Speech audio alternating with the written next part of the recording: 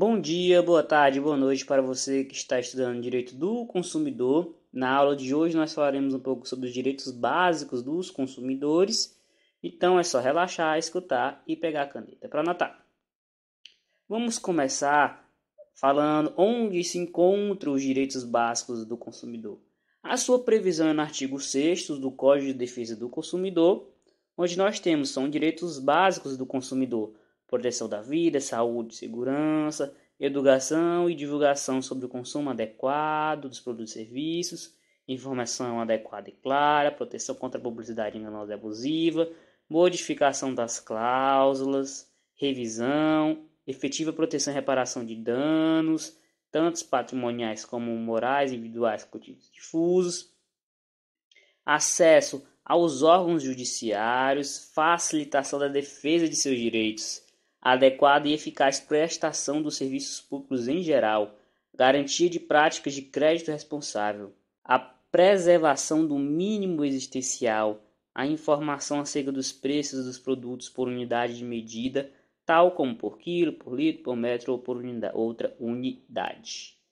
Então nós temos essa previsão, é um rol exemplificativo, ou seja, é possível que outros elementos sejam inseridos nesse rol. Então não é somente o que está aqui, né? Pode ser acrescentado outras coisas, né? Até mesmo por meio da interpretação é possível ampliar o que está elencado nesse artigo. Isso é muito bom porque deixa em aberto para novas possibilidades de haver novos direitos para o consumidor. Então, quanto mais direito, mais segurança teremos, né, como consumidor e como parte mais frágil da relação. Continuando, vamos falar da cláusula de abertura do microsistema. O que quer dizer? Abertura, né? Ou seja, vamos abrir, dar oportunidades para o que está expresso em outras espécies normativas entrar na relação consumerista. Essa ideia de complementar e não de diminuir, né? A ideia é de ter mais direitos, de assegurar mais direitos à parte vulnerável. Então, se há algum direito do consumidor que está em alguma outra norma, então vai fazer parte sim do sistema consumerista, né? É um rol exemplificativo, não é somente o que está ali. Isso tem previsão no artigo 7 do Código do Consumidor, que diz que os direitos previstos nesse artigo não excluem outros decorrentes de tratados ou convenções internacionais de que o Brasil seja signatário, de legislação interna ordinária, de regulamentos expedidos pelas autoridades administrativas competentes, bem como dos que derivem dos princípios gerais do direito, analogia, costumes e equidade. Então, temos toda a complementação dos direitos. Então, cláusula de abertura do microsistema. Temos como um exemplo a gratuidade do transporte coletivo urbano e semiurbano para os maiores de 65 anos, que é uma previsão que está lá no artigo 230 da Constituição e no artigo 39 do Estatuto do Idoso, ou seja, é um direito do consumidor que está em outras espécies normativas e deve sim entrar no sistema consumerista. Continuando, vamos falar um pouco sobre o direito à vida, à saúde e segurança. Então, é um direito do consumidor e um dever do fornecedor.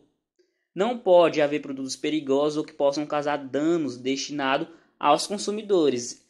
O que se compreende é que o fornecedor tenha a noção se o produto é perigoso ou não, se pode causar dano ou não. Então, ele tem esse dever de prezar pela vida, pela saúde e pela segurança, porque ele tem todo o conhecimento de produção, de comercialização. Então, como parte que está em uma relação superior, em sua contrapartida, esse dever, né, para que possa equilibrar a relação e o consumidor não fique nessa posição abaixo do fornecedor. Então, deve haver esse apego à vida, saúde e segurança. Até mesmo por uma questão humana, uma questão humanitária. Não tem lógica você comercializar e distribuir produtos que sejam perigosos para as pessoas que irão comprar. O artigo 8 trata dessa proteção à saúde e segurança. Os produtos e serviços colocados no mercado de consumo não acarretarão riscos à saúde ou segurança dos consumidores. Aqui nós temos um detalhe, temos uma exceção. Os produtos que são normais e previsíveis por conta de sua natureza, então o fornecedor pode dispor, pode distribuir, contanto que ele dê informações necessárias e adequadas a seu respeito.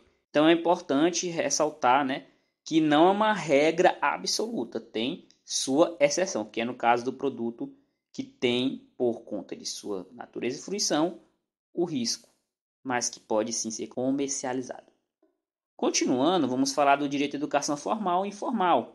A educação formal, ela é quando é pregado nas escolas, tem lá no currículo básico das escolas todo um processo no intuito de informar melhor para que futuramente hajam mais consumidores responsáveis e conscientes de seus direitos e deveres. Então é uma ideia mais a longo prazo, uma ideia que vai ser aplicada nas escolas com um público já definido, enquanto a educação informal vai ser para um público mais amplo, vai ser pelos meios de comunicação. Então tem um alcance maior sem abranger só um grupo específico, né, que são os estudantes. Então a informal ela tem esse campo maior com a mesma intenção de conscientizar o consumidor dos seus direitos e deveres. Adiante temos o direito à liberdade de escolha. Esse direito à liberdade de escolha, ele vai tratar da livre iniciativa e livre concorrência. Então, nós temos o livre consumo, temos o poder de decidir o que queremos, se queremos marca X, Y, produto X, Y. Então, podemos consumir livremente. Os fornecedores também podem concorrer entre si fornecendo os mesmos produtos. Então, tem essa liberdade tanto do consumidor como do fornecedor. Ambos têm essa liberdade de escolha de produção e escolha de consumo. Vai ser assegurada livre iniciativa e livre concorrência, são ideias liberais que são asseguradas pelo Código de Defesa do Consumidor. E um exemplo que acontece demais é a venda casada, que é você fornecer um item e obrigar o fornecedor a comprar outro item. Um exemplo recente que gerou polêmica é os aparelhos da Apple, que fornecem um smartphone sem o carregador, obrigando o consumidor a ter que comprar o carregador à parte, sendo que o carregador é essencial para o uso do dispositivo. Como você vai usar um aparelho recarregável sem o carregador? Torna uma compra desnecessária ou torna uma compra com preço abusivo, e tudo isso é protegido.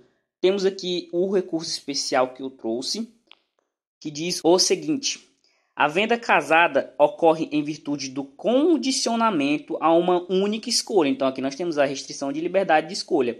Há apenas uma alternativa, já que não é conferida ao consumidor usufruir de outro produto senão aquele alienado pelo fornecedor, que é o caso já citado dos aparelhos. Se o aparelho não vem com o carregador, obrigatoriamente o consumidor deve comprar esse carregador por fora. Ao compelir o consumidor a comprar dentro do próprio cinema todo e qualquer produto alimentício, o estabelecimento dissimula uma venda casada. Então aqui é o caso clássico da pipoquinha, né? Você não poder, você ter a única opção de comprar, né, aquela pipoca, só comprar bebida somente lá no cinema. Então isso é uma hipótese de venda casada. Não pode haver essa limitação da liberdade de escolha. Esse recurso especial deixa bem claro. Isso já está extremamente sedimentado. Essa ocasião que é recente acontece e é considerada uma prática abusiva. Você não pode fornecer, você não pode obrigar o consumidor a comprar só o que está lá dentro, porque você pode colocar o preço que você quiser. Isso limita a liberdade de escolha, constitui praticamente um mini monopólio. Dentro daquele cineminha você só pode comprar o que está ali. Se não comprar, fica com fome, fica com sede. Você só pode comprar aquele produto, daquela marca, do jeito que o fornecedor quiser. E isso não pode, é uma prática abusiva. Então, recurso especial parcialmente conhecido. E nessa parte provida, então, recurso especial está sedimentada essa hipótese de venda casada, que é uma limitação da liberdade de escolha, o que não deve acontecer. É um direito básico do consumidor, esse direito à liberdade de escolha.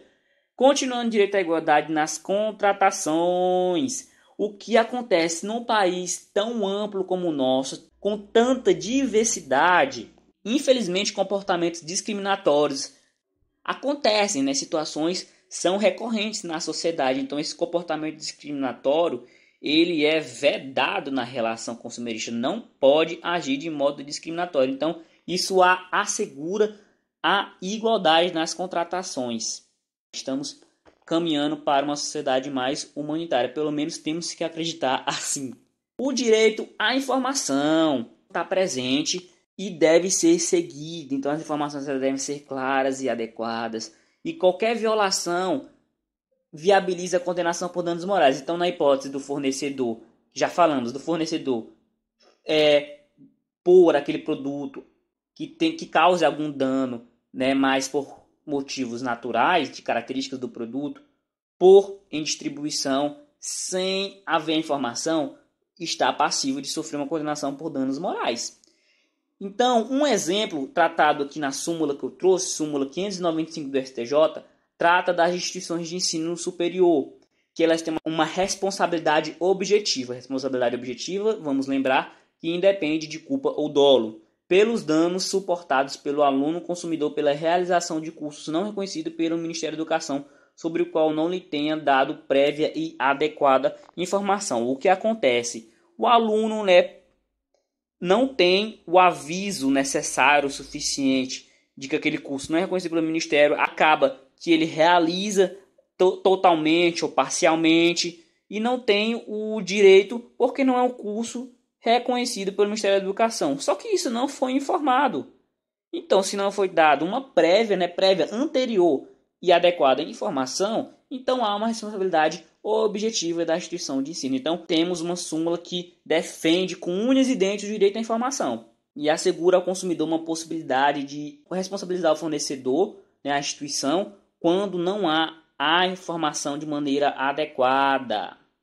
Mais à frente, temos o direito à proteção contra práticas e cláusulas abusivas. Então, isso vai rejeitar qualquer comportamento que esteja em desacordo tanto com a boa-fé como com a confiança, que são princípios do direito do consumidor, e qualquer prática que vai contrário à boa-fé e à confiança, temos que são consideradas práticas ou cláusulas abusivas e não terão predominância, não irão valer, não vão continuar a ter validade no plano jurídico, porque o consumidor está protegido dessas relações.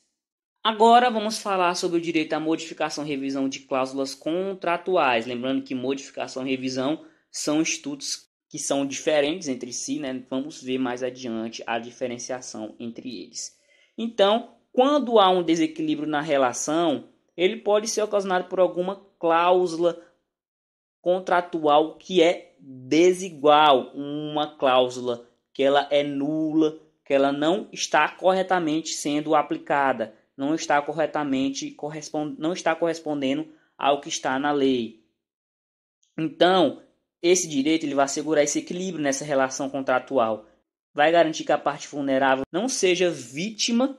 O Estado ele vai atuar intervindo na economia interna do contrato quando se identificar um desequilíbrio econômico e financeiro na relação contratual. A ideia de um Estado interventor, vai atuar fiscalizando para ver se está tudo certo, e qualquer desequilíbrio que houver vai intervir e vai assegurar esse direito. O consumidor ele pode modificar o contrato quando acontecer alguma prestação desproporcional.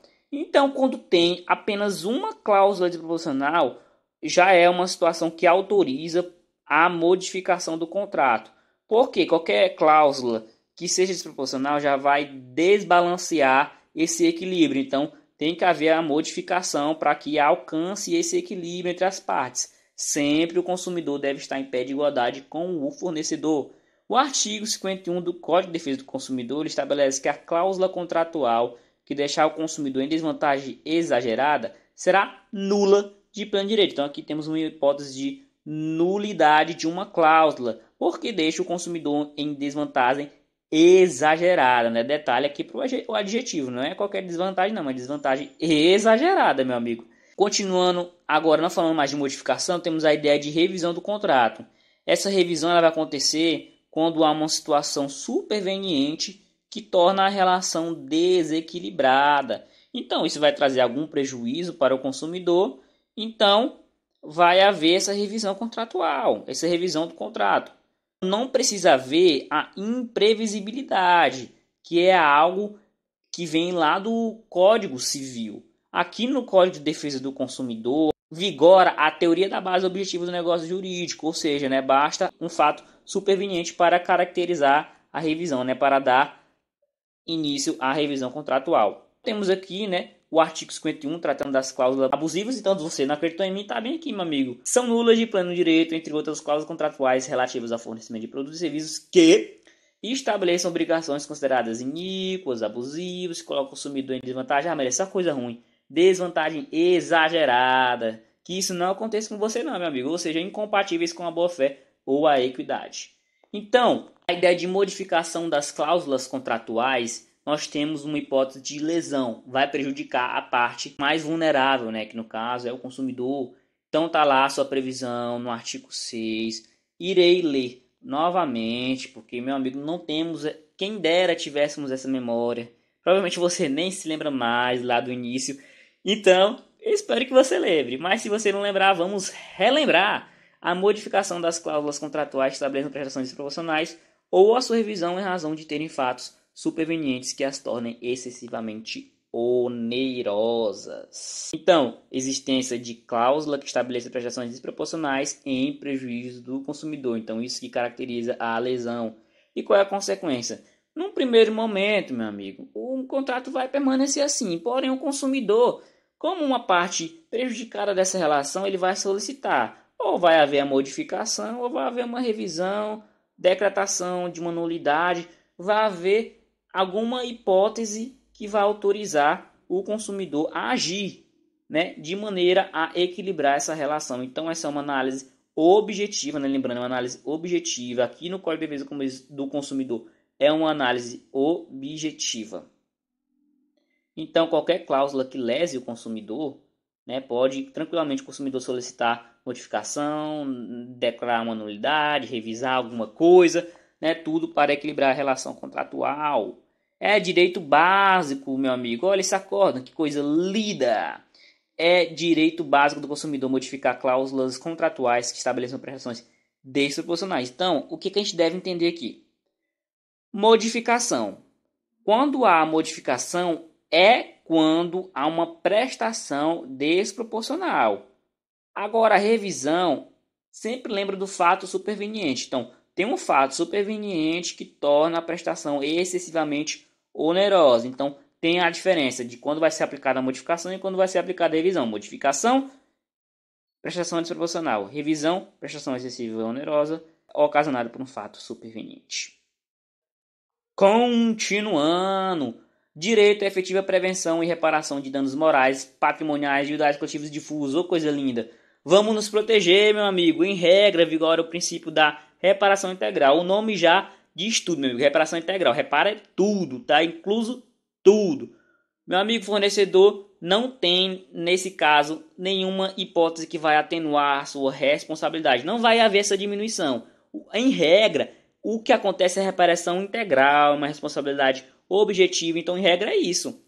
Então, a exceção é que pode haver sim essa diminuição. Vai haver alguma situação que vai diminuir essa responsabilidade do fornecedor. Qual é essa hipótese? Qual é essa ocasião em que isso acontece?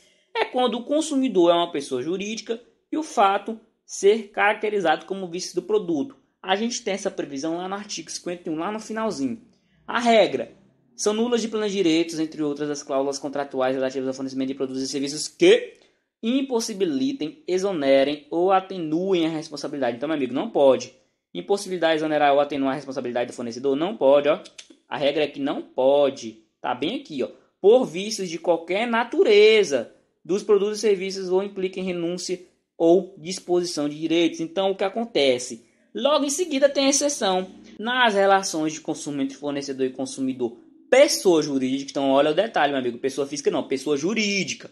Na hipótese do consumidor ser uma pessoa jurídica, a indenização poderá ser limitada. Então, olha a palavra aqui, meu amigo, limitada. Então, não é uma reparação integral, viu? Tem uma limitação a uma atenuação da responsabilidade aqui, em situações justificáveis. Então, veja que é uma regra que depende muito do caso a caso, porque são situações justificáveis. Então vai depender muito da instrução probatória, né? De como vai haver essas provas, né? Do fornecedor conseguir demonstrar que, nesse caso específico, né, daquela situação, tem como encaixar, assim, uma indenização menorzinha, meu amigo. Uma limitação dessa indenização.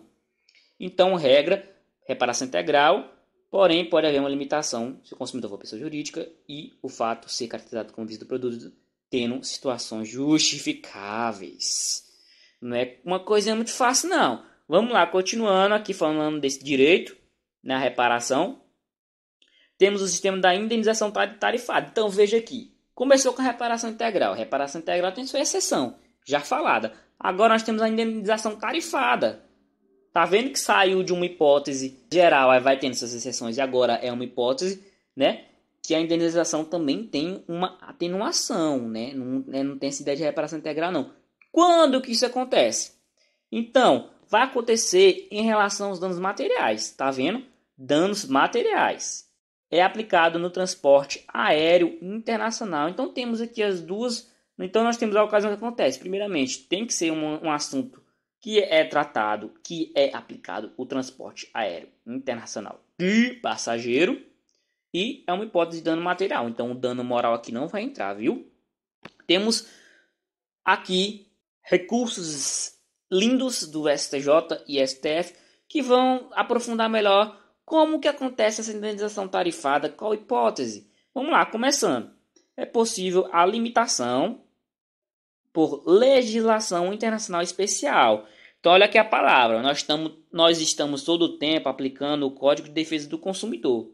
Agora já temos uma hipótese em que vai ser aplicado a legislação internacional especial do direito do passageiro à indenização por danos materiais decorrentes de extravio de bagagem. Então tá vendo que aqui tá tudo que eu falei? Primeiramente, é uma hipótese de transporte aéreo internacional e é uma hipótese de dano material. Então pode sim ser aplicado a legislação internacional especial. Então nesse caso que o CDC fica de fora, nada de reparação integral. Então é uma hipótese específica que nós nos devemos ater, né? Às vezes vemos um assunto, tratamos aquilo como regra. Às vezes a regra tem exceção, não é absoluta não. Continuando, as indenizações por danos morais decorrentes de extravio de bagagem de atraso de voo internacional não estão submetidas à tarifação prevista na Convenção de Montreal, devendo-se observar nesses casos a efetiva reparação do consumidor prestada pelo CDC. Oxente, mas tu acabou de falar agora que é legislação internacional especial. Meu amigo, veja, dano moral. Aqui é dano moral. Eu falei que era dano material, meu amigo. Não confunda as coisas, não. Então, quando a indenização for por dano moral, vai ser aplicado o CDC, viu, galera? Só aplica a legislação internacional numa hipótese de dano material, viu? E no transporte internacional aéreo. Continuando, nos termos do artigo 178 da Constituição da República, as normas dos tratados nacionais limitadores da responsabilidade das transportadoras aéreas de passageiros, especialmente as convenções de Varsóvia e Montreal, têm prevalência em relação ao Código de Defesa do Consumidor. Então, tá vendo? É dano material? É sim. Então, tem prevalência convenções de Varsóvia e Montreal, viu? Não há prevalência do Código de Defesa do Consumidor. Fora CDC, vai ser aplicado tratados internacionais, viu? Então tá, você é desconfiado, né? Deixa eu mostrar aqui o artigo 178 para você. A lei disporá sobre a ordenação dos transportes aéreo, aquático e terrestre, devendo, quanto à ordenação do transporte nacional, observar os acordos firmados pela União, atendido o princípio da reciprocidade. Então tá vendo, gente? Há sim o respeito ao transporte internacional e o respeito principalmente a qualquer acordo firmado pela União nesse âmbito. Então vai ser respeitado sim, tem essa prevalência. Beleza, vamos relembrar aqui um pouco, vamos sair do CDC. Temos duas normas em conflito. Como é o nome disso? Antinomia. Como é que se resolve uma antinomia jurídica? Através de critérios. Quais são os critérios que vão nos dar essa solução nesse caso? Primeiramente, critério cronológico. Vai ser aplicado o critério cronológico à norma posterior, né, vai ter prevalência sobre a norma anterior. E vai ser aplicado também o critério especial. Né, uma norma especial tem prevalência sobre uma norma geral. Ela trata do assunto do transporte internacional. O CDC trata do transporte internacional? O CDC trata de um monte de coisa, meu amigo. Então, ela é uma norma geral. As convenções e tratados que vão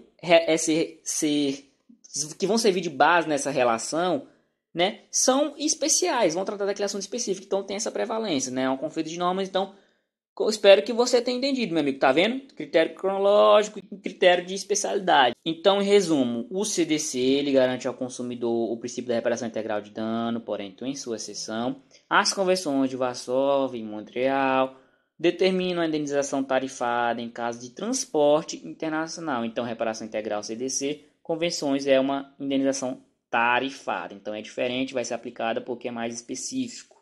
Então já falamos critério da especialidade, critério cronológico. Então só se aplica a indenização tarifada se for dano material, viu, jovem? Dano moral CDC, viu? Dano material, indenização tarifada, convenções e tratados internacionais. Continuando, e o dano moral, meu amigo? Eu já esqueci o que é isso aí, eu nunca vi na minha vida, não faço nem ideia do que é um dano moral. O dano moral, ele tá na esfera extrapatrimonial, então vai ser um dano mais relacionado ao psicológico da pessoa. Enquanto o dano material, meu amigo, é o dinheirinho, é o din-din, money, é um dano patrimonial. Vamos colocar uma situação aqui que você vai entender perfeitamente. Você tá lá no trânsito, dirigindo seu carro, tranquilo, então quebra-mola, você reduziu a velocidade, camarada lá atrás tá com o celular, não viu sua redução, vral, bateu. Primeiramente, carro todo amassado, com a traseira amassadíssima. Dano material, exatamente. Acabou o carro do homem. Ah, meu amigo, bateu no trânsito, estava atrasado para o trabalho.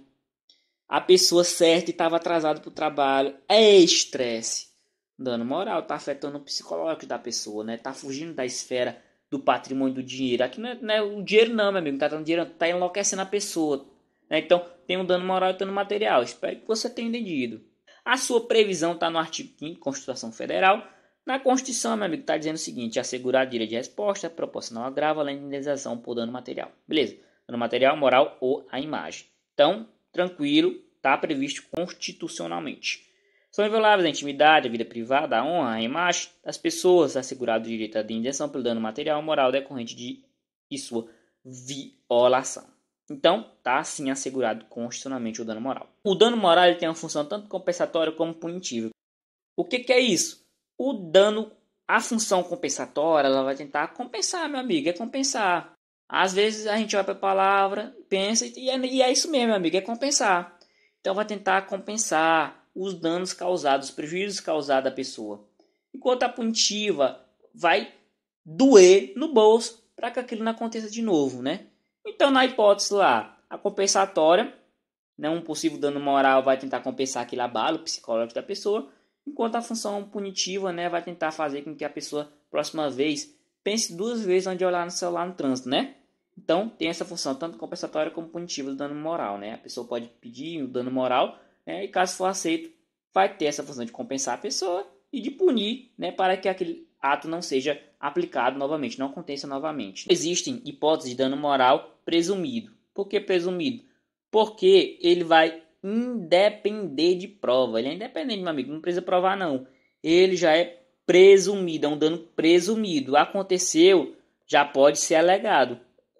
Um exemplo disso é a negativação do nome do consumidor de forma equivocada. Quando você negativa de forma errada, meu amigo, o dano ele já está presumido. Fez a caquinha, meu amigo, já era, entendeu? O dano está presumido, não precisa mais haver prova por parte do consumidor. Negativou, foi errado, presumido.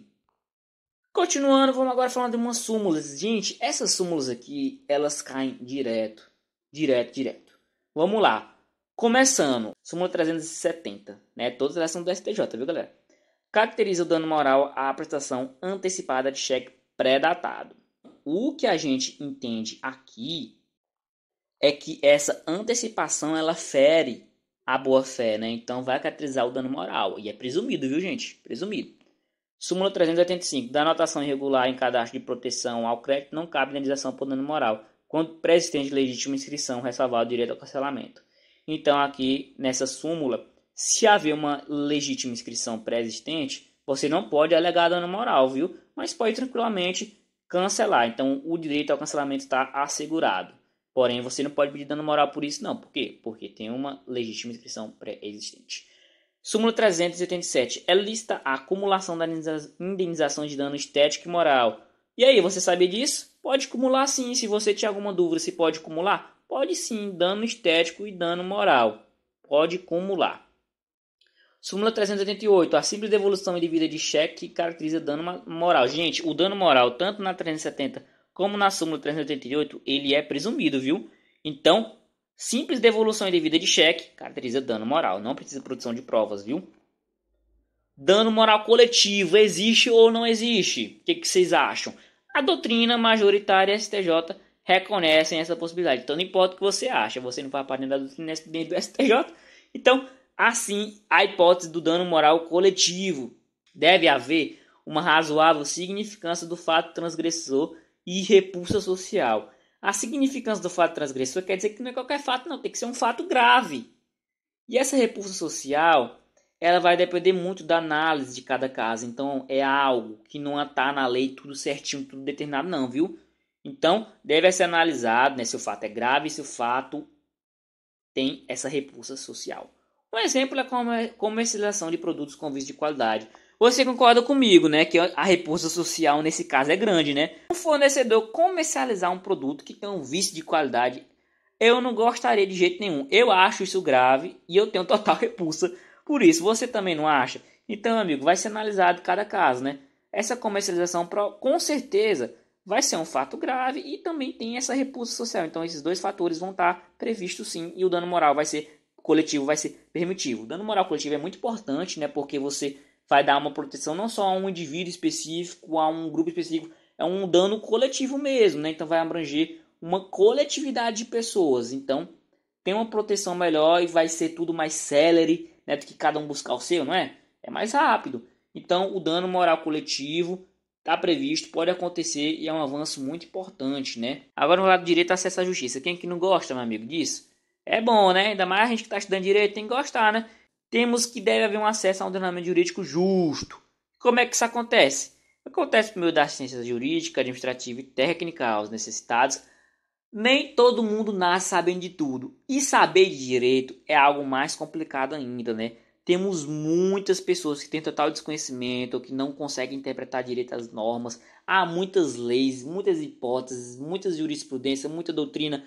Então nem a gente que estuda consegue entender de tudo. Imagine uma pessoa que não tem a capacidade técnica para entender, não tem o conhecimento necessário. Ela pode ser facilmente lesada. É uma parte vulnerável da relação. Então, a assistência jurídica é necessária para garantir esse acesso à justiça de maneira correta, para elucidar qualquer dúvida, né, para matar qualquer dúvida que haja, para sanar qualquer tipo de dúvida. Temos uma outra hipótese que garante acesso à justiça, o foro privilegiado. Temos também as ações coletivas, né? Continuando, temos direito à inversão do ônus da prova. E essa inversão, como é que acontece? Essa inversão da prova, do ônus da prova, ela não é automática. Então tem que preencher algum dos requisitos, né? Lembrando que nós temos aqui uma condição alternativa. Então detalhe, viu? Ou é isso ou é aquilo.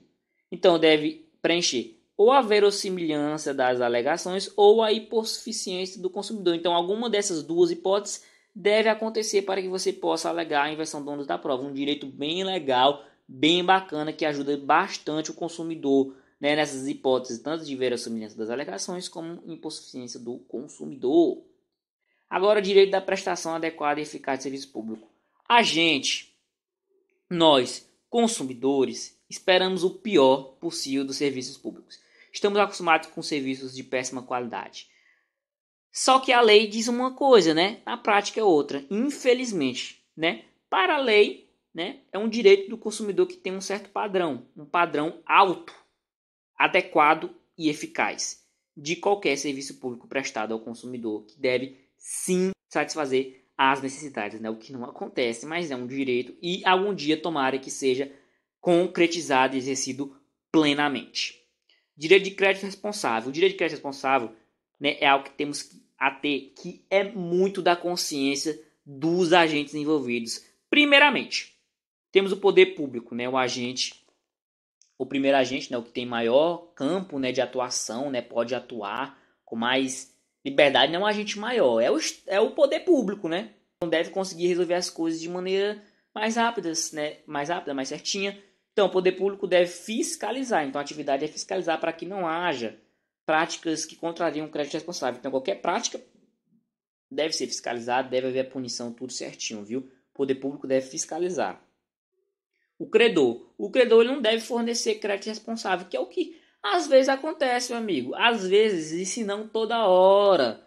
Então, os credores eles devem a fornecer somente o que o devedor tem condição de pagar. Então, esse crédito responsável, às vezes acontece, o credor pode se aproveitar de alguma coisa do consumidor, né, da fragilidade, desconhecimento do consumidor e fornecer esse crédito de maneira irresponsável. E o devedor não pode assumir, meu amigo. Como é que você vai assumir uma coisa que você não pode pagar? Como é que você pode assumir se você não vai dar conta de pagar? Me diga, hein? Então, o devedor tem que ter essa consciência. Então, se os três agentes forem conscientes, agir certinho, todo mundo está ganhando e o crédito é responsável. O poder público fiscaliza, o credor não oferece o que além do que o devedor pode pagar e o devedor só aceita aquilo que ele pode pagar, viu? Então tá, finalizando, vamos ver se você aprendeu mesmo. Vamos fazer umas questõezinhas. É permitido que produtos que possam acarretar riscos à saúde ou à segurança do consumidor sejam colocados no mercado de consumo desde que esses perigos sejam normais e previsíveis em coisas da natureza do bem, bem como sejam informados adequadamente pelo fornecedor. Vimos isso sim, meu amigo. Lá no início vimos no artigo 8, né, tem a previsão lá no artigo 8 do CDC de que o consumidor tem esse direito, né, à vida, à saúde, segurança. Tem sim, o fornecedor não pode colocar, né, à disposição produtos que possam acarretar riscos à saúde e à segurança. Porém, caso esse produto seja da natureza dele, seja previsível decorrer isso, né, devido à natureza, né, normal e previsível, então pode colocar em circulação desde que seja informado adequadamente pelo fornecedor. Então, deve haver sim, tá certinho essa resposta. O consumidor deve ser informado adequadamente e dessa forma o fornecedor pode sim, desde que seja normal e previsível, em decorrência da natureza do bem. Agora, outra questão, de acordo com o Código do Consumidor, são direitos básicos do consumidor. A efetiva prevenção e reparação de danos patrimoniais, morais, individuais, coletivos e difusos. Vimos isso, tá tudo correto, é um direito básico sim do consumidor. A adequada e eficaz prestação de serviços públicos geral, sim, vimos. Tomara que isso seja posto em prática, tá correto. A sua majoração seletiva do preço. Em algum momento eu falei disso? Não falei, meu amigo. Não é um direito, não tá no rol e não é um direito. E eu garanto para vocês que esse absurdo aqui não tá em nenhuma outra norma fora do CDC, viu? Olha isso, gente. Majoração seletiva do preço. O que é isso, meu amigo? O reconhecimento da vulnerabilidade do fornecedor. Vulnerabilidade de quem? Do fornecedor. Quem é vulnerável é o consumidor. Então, 3 e 4 estão erradas. A alternativa correta, portanto, é a letra A. 1 e 2 estão corretos. Por fim, para finalizar, e você falar, ufa, agora eu sei tudo do direito básico do consumidor. Assinale a alternativa correta sobre direitos básicos do consumidor conforme o entendimento dominante e atual do STJ. Vimos bastante súmulas, né? Então, é bem bacana entender, né? Ter essa ideia, né, de como que os tribunais estão encarando determinado assunto. Então, vamos que essa questão vai ensinar bastante para a gente. Alternativa A. A revisão de cláusulas contratuais em razão de fatos supervenientes exige que a prestação se torne extremamente onerosa para uma das partes, com extrema vantagem para a outra. Né? Até que tá ok. Em virtude de acontecimentos extraordinários e imprevisíveis. Gente, é Código de Defesa do Consumidor, viu? Não confundam com outra matéria, não. Então, não precisa ter esse acontecimento extraordinário e imprevisível, né? Basta a superveniência, né? Lembra disso? Fatos supervenientes? Já vimos, né? Então, né, quando tratamos da revisão das cláusulas, que basta ser um fato superveniente, não precisa ter esses acontecimentos extraordinários e imprevisíveis. Vocês lembram qual é o nome dessa teoria que defende isso? Que está no CDC? É a teoria da base objetiva do negócio jurídico, viu? Então, não precisa haver essa imprevisibilidade, basta que seja um fato superveniente. Errada. Letra B. A efetiva reparação dos danos patrimoniais e morais ao consumidor é compatível com a possibilidade de redução equitativa da indenização. Pera aí, nós vimos o que mesmo? A reparação é o que? Ela é integral, beleza? É integral. Tem exceção? Tem. Consumidor é uma pessoa jurídica, né? Ser devidamente justificada, né? Tem uma justificação plausível, ser uma hipótese de vício, beleza, né? Mas, gente, redução equitativa da indenização, a única coisa que a gente viu diferente foi uma indenização tarifada. Então não, cara, isso aqui não é um direito não, tá errado, viu? Letra B é errado. Vimos a hipótese de que é uma reparação integral, vigora a responsabilidade objetiva em regra, né? Reparação integral em regra, tem uma exceção da reparação integral. E outra hipótese é de indenização tarifada, que é quando trata do transporte internacional aéreo. Então não tem nada a ver não, gente, e redução equitativa. Esquece isso aí, que isso não tem nada a ver não. Letra C. Inversão do ônus da prova por determinação judicial. Em casos de vício do produto, deve ocorrer preferencialmente. Detalhe na palavra, viu, gente? É preferencialmente, não é obrigatoriamente, não.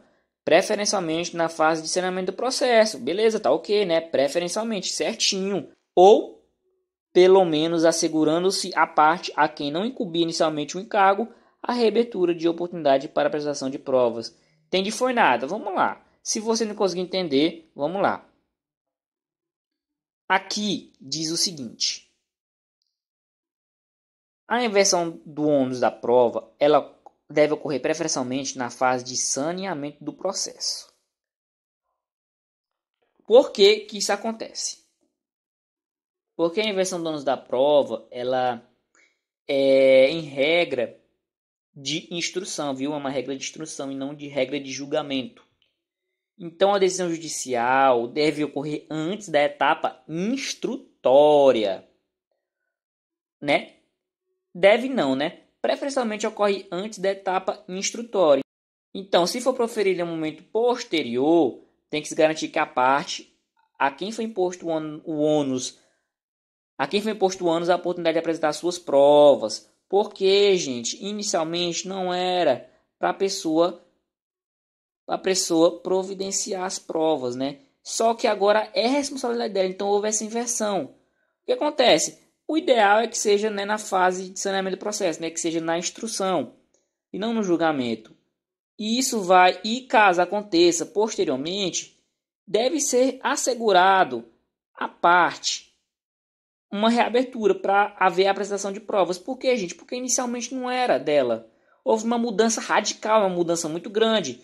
Então deve sim haver reabertura para haver a apresentação de provas. Tá correta essa alternativa, gente. Inversão do ônus da prova, né? É muito interessante, não trouxe isso inicialmente, mas é muito interessante a gente ressaltar, né? Muito importante. Quando ocorre essa inversão do ônus da prova? Pode acontecer, né, no saneamento do processo de modo preferencial, né? É bom que seja, né, na instrução e não no julgamento. Também pode acontecer posteriormente, só que deve ser aberto um prazo. Então tá corretinho, viu, gente? Inversão do ônus da prova, né? Aqui não falou das hipóteses, mas as hipóteses que são cabíveis já vimos, né? Que é a hipótese de verossimilhança da alegação ou hipossuficiência, né, do consumidor. Então, nessas duas hipóteses, pode acontecer tranquilamente, preferencialmente na fase de saneamento, e assegurando a abertura de novas provas, né, para quem inicialmente não deveria ter esse encargo.